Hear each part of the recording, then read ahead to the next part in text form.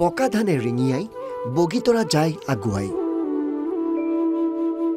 সামগুৰি পথাৰত জেঠতেই আগুনৰ ব্যস্ততা আগুনত হাতীৰ উপদ্ৰৱ কৃষকে কৰিবলৈ এৰিলে শালি ধানৰ খেতি প্ৰথমে চাওক এই দৃশ্যলৈ জেঠ মাহতি আগুনৰ পকা ধানৰ সুবাস ইয়া সামগুৰি বৰদল পথাৰ চৌদিশে সোণগুটি চপোৱাৰ ব্যস্ততা বাঢ়িছে দাৱনীৰ কাচিৰ শব্দত মুখৰ হৈছে বৰদল পথাৰ বিগত 15-20 বছৰে বড়ো ধানৰ খেতিৰে স্বাৱলম্বী কৃষক এটা আঘোণৰ পৰিবি বুলি কব পাই আমি আঘোণ মাহত খেতি কৰি কাটিব নোৱাৰো হাতীৰ কাৰণে নোৱাৰো এটা বড়ো খেতিটো কৰিছো মানে আঘোণৰ নিচিনা কৰিছো ৰাইজে এটা বিঘাত 25-30 মোনলৈকে হৰে এটা প্ৰডাকচন তেনেকা ৰাইজে পোৱা কাৰণে প্ৰত্যেক বছৰে কৰে আজি বুলু আজি 15-20 বছৰ ধৰি বড়ো খেতি কৰি পেলাই ৰাইজে মানে কি সাকসেস হৈ আছে আপোনাৰ প্ৰায় 200-300 ঘৰ মানুহে মানে খেতি কৰে হয় 200-300 ঘৰ মানুহে এতিয়া খেতি কৰি আছে এতিয়া প্ৰায় মানুহে কাটি আছে কি বৰ্তমান আজি তাৰিখত কাটি আছে বন্যহস্তীৰ উপদ্ৰৱৰ বাবেই আঘোণ মাহত শালি ধানৰ খেতি নকৰা হ'ল গাঁওবাসীয়ে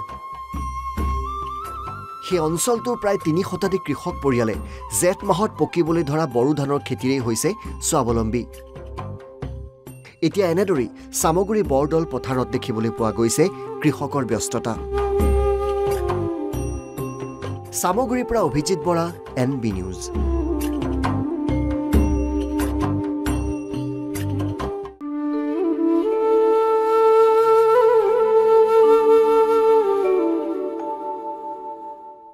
পকা ধানে ৰিঙিয়াই বগীতৰা যায় আগুৱাই সামগুৰি পথাৰত জেঠতেই আগুনৰ ব্যস্ততা আগুনত হাতীৰ উপদ্ৰৱ কৃষকে কৰিবলৈ এৰিলে শালি ধানৰ খেতি প্ৰথমে চাওক এই দৃশ্যলৈ জেঠ মাহতি আগুনৰ পকা ধানৰ সুবাস ইয়া সামগুৰি বৰদল পথাৰ চৌদিশে সোণগুটি চপোৱাৰ ব্যস্ততা বাঢ়িছে দাৱনীৰ কাচিৰ শব্দত মুখৰ হৈছে বৰদল পথাৰ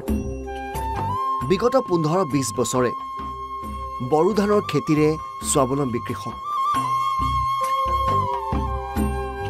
এটা আঘোণৰ পৰিবি বুলি কব পাই আমি আঘোণ মাহত খেতি কৰি কাটিব নোৱাৰো হাতীৰ কাৰণে নোৱাৰো এটা বড়ো খেতিটো কৰিছো মানে আঘোণৰ নিচিনা কৰিছো ৰাইজে এটা বিঘাত 25-30 মোনলৈকে হৰে এটা প্ৰডাকচন তেনেকা ৰাইজে পোৱা কাৰণে প্ৰত্যেক বছৰে কৰে আজি বুলু আজি 15-20 বছৰ ধৰি বড়ো খেতি কৰি পেলাই ৰাইজে মানে কি সাকসেস হৈ আছে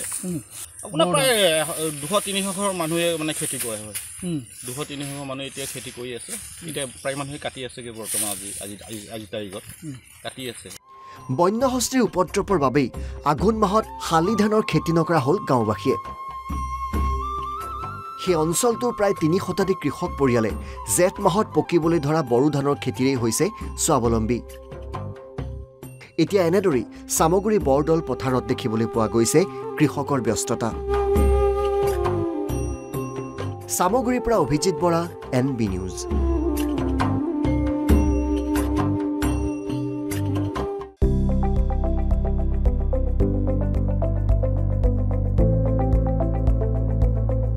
NB নিউজ সহজ সৰল ভাষাত নৱভাৰতৰ কথা